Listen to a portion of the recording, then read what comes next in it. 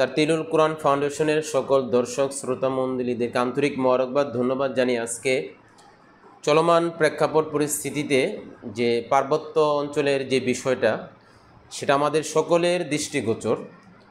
সুপ্রিয় দর্শক, পার্বত্য তিন জেলা এটা বাংলাদেশের রূহ, বাংলাদেশের প্রাণ। ইতিহাস চলমান, ভবিষ্যৎ যাই হোক, এই তিন জেলাকে বাংলাদেশ থেকে বিভাজন বিচ্ছেদ করার ষড়যন্ত্র যারা করবে তাদের ব্যাপারে জোরালো এবং কঠিন ভূমিকা পালন করতে হবে। সুতরাং বাংলাদেশের মানুষ সূচনালগ্ন থেকেই এই পাহাড়ি যারা তাদের প্রতি সুবিচার ইনসাফ করে আসতেছে।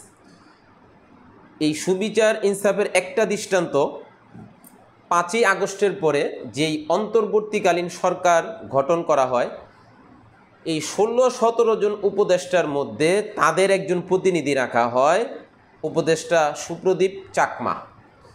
সুতরাং দেখেন, এই চলমান পরিস্থিতিতেও যাদের হক তাদেরকে নিয়ে চলা, তাদের কোনো দাবি দাওয়া থাকলে সেটাকে গুরুত্ব সহকারে দেখা এবং স্বাধীন হওয়ার পর থেকে নিয়ে অদ্যাবধি সর্বাবস্থায় তাদের হক স্বাধীনতার প্রতি, তাদের ইনসাফের প্রতি, তাদের দাবি দেওয়ার প্রতি বাংলাদেশের রাষ্ট্রীয় ক্ষমতায় যে যখন ছিল তাদেরকে গুরুত্ব দিয়েছে।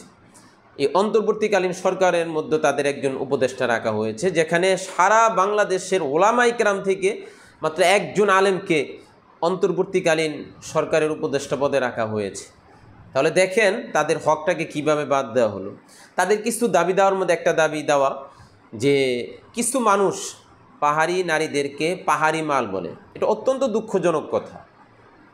নারীদের ব্যাপারে, মায়েদের ব্যাপারে এই ধরনের স্লোগান যদি কেউ বলে থাকে পাহাড়ি নারীদের ব্যাপারে যে পাহাড়ি মাল, এটা রাষ্ট্রীয় যে আইন আছে সেই আইনের আওতায় এনে তাদের বিচার করা হবে। সুতরাং এই ধরনের ছোটোখাটো স্লোগান দিয়ে পাহাড় আমাদের কেউ ঢুকতে পারবে না স্লোগান দেওয়া যাবে। আমরা তো বলি যে অনেক আরামে আছে, আরাম বুঝতেছে না।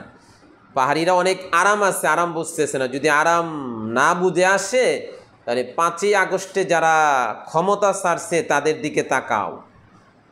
আমি বাঙালি জাতির পক্ষ থেকে পাহাড়ি ভাই বোনদেরকে বলবো, অনেক আরামে আছেন। যদি আরাম অনুধাবন না হয় তাহলে বিগত 5ই আগস্টে যারা ক্ষমতা ছেড়ে দৌড়ের উপর রয়েছে তাদের চাইতে করুণ পরিণতি হবে। তাদের আরেকটি স্লোগান, সেটা হচ্ছে যে পাহাড়ে কেন সেনা শাসন থাকবে, বৈষম্যতা। এটা তাদের একটা আবদার। সুপ্রিয় দর্শক, আমি এই জায়গার মধ্যে বলবো যে পাহাড়ে কেন সেনা শাসন থাকবে, কেন সেনা থাকবে, তো আমি একটু সহজে বলি, আপনারা বুঝবেন। পাহাড় থেকে যদি সেনা উঠানো হোক বা না হোক সেটা পরবর্তী বিষয়। 64টা জেলার মধ্যে তাদের কাছে সেনাদের চাইতো ভারী ভারী অস্ত্র তারা জনগণ হয়ে রাখতেছে। এইটা কোন বৈষম্যতা?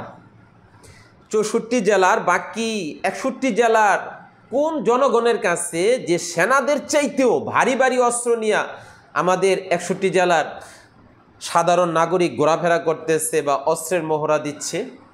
সুতরাং সেনা শাসন বৈষম্যতা নজরে পড়ে। আর সেনাদের চাইতেও ভারী ভারী অস্ত্র নিয়ে আপনারা পাহাড় শাসন করবেন, পাহাড়ের মধ্যে সন্ত্রাসী করবেন, পাহাড়কে একচাটিয়া ভোগ করবেন, এটা কি বৈষম্যতা নয়? দুঃখজনক হলে সত্য। আমি তো আমার সেনাবাহিনীদের প্রশংসা করি, আল্লাহ হেফাজত করুক। তারা এই দেশের নিবেদিত প্রাণ এবং এই দেশের সেনাবাহিনী এই দেশকে আগলিয়ে আলহামদুলিল্লাহ বাহ্যিকভাবে রেখেছে এবং ভবিষ্যতে রাখবে। অত্যন্ত দুঃখজনক, এই গত 2-1 দিনের মধ্যে কিছু বাঙালি নারী, আমাদের সুসন্তান, এই সেনাবাহিনীর গায়ে হাত তোলার মতো দৃশ্য আমার নজরে পড়েছে।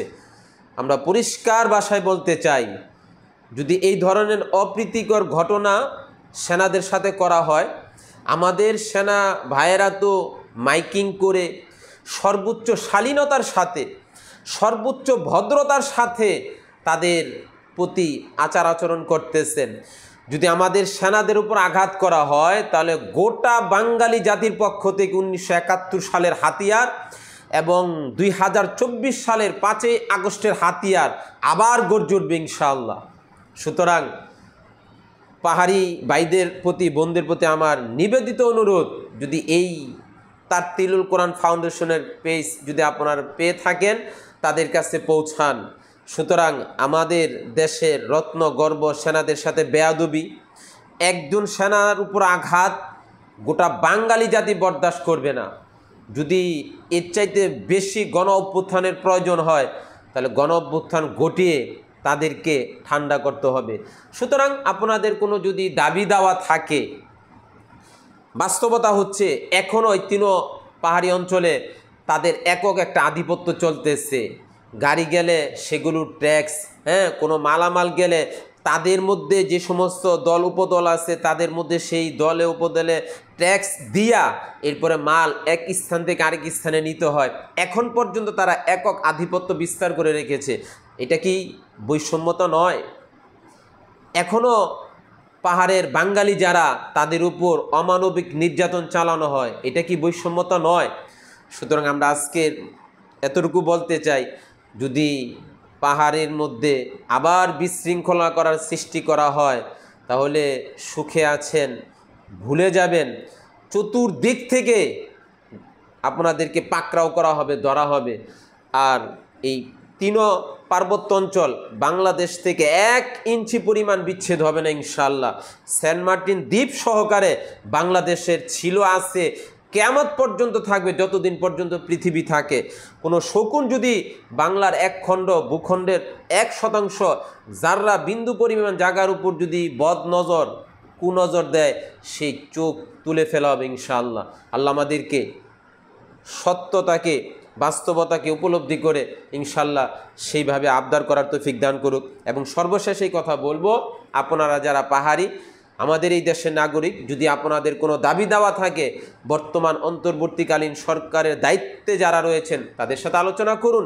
আপনাদের দাবি দাওয়া আশা করি তারা যথাযথভাবে আপনাদের সমাধান করবেন। সুতরাং সেনা শাসন, বৈষম্যতা, আর আপনারা পাহাড়ে সেনাদের চাইতে ভারী ভারী অস্ত্র রাখবেন, এই ধরনের আলাপ পরিহার করেন, বাস্তবতা বোঝার চেষ্টা করেন। আল্লাহ আমাদেরকে বোঝার তৌফিক দান করুক, আমিন।